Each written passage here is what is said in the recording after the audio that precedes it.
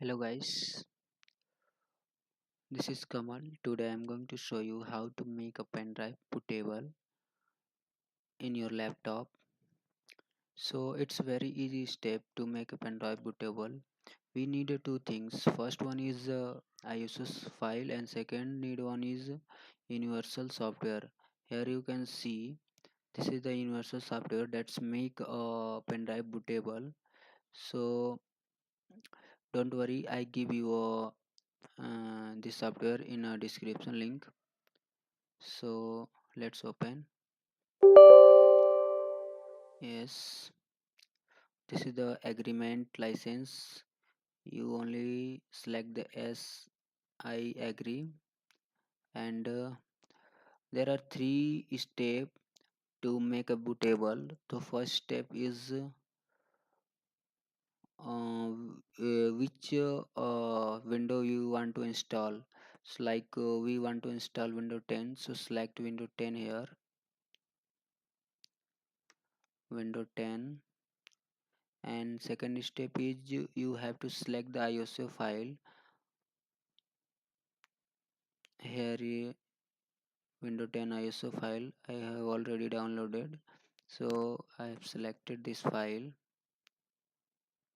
And third step, in which place, in which drive you want to install. So I want to install my SanDisk pen drive, so I have selected 14 GB pen drive here and click the option create to make a bootable. Click S, and here you can see it's very easily to start. Here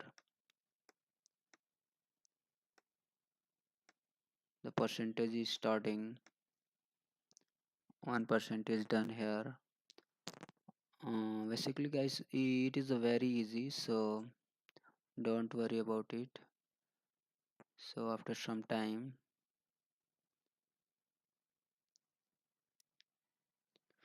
so guys, after some time, only 5% are remaining here. You can see here 95% done till now. So guys, this is my first video.